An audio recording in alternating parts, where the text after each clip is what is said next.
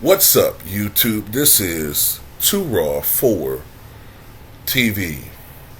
It was back in February of this year when former President Jimmy Carter, who is 98 years old, our longest lived American president, announced that he was foregoing any more medical intervention. He had been having brief stays at hospitals, and he was going to forego any more medical intervention and enter hospice care. A lot of us interpreted that as the end was probably near for President Carter, former President Carter. Maybe it would be a series of days or weeks, but now it's been over 3 months, and there was a report just a couple of days ago that former President Carter is still doing pretty well. Now as far as what's ailing him, we don't know. From the little information that has been put out there, I surmise that it may be the brain cancer that was seemingly eradicated by immunotherapy back in 2015 that may have recurred. But it was announced today through the Carter Center that his wife, former First Lady Rosalynn Carter, has been diagnosed with dementia.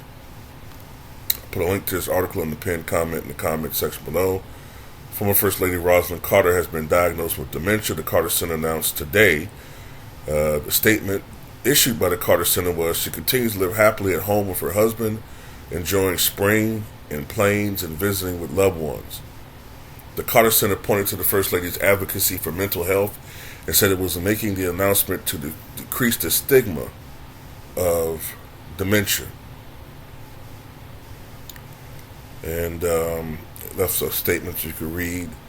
The former First Lady is 95 years old, and the Carters are the longest ever married presidential couple, having wed back in 1946, which means that they've been married for approximately 77 years. And at 98, Jimmy Carter is the oldest living former president and the longest lived former president in U.S. history. He also has the longest, by far, post-presidential lifespan. He's been alive now for some 42 years after he left office, which was back in 1981 when I was just 6 or 7 months years old. The second longest lifespan after a presidential term is 33 years by Herbert Hoover, 31 years by Herbert Hoover, who lived from 1874 to 1964, but he was out of office from 1933 to 1964. But anyway, just wanted to put that out there.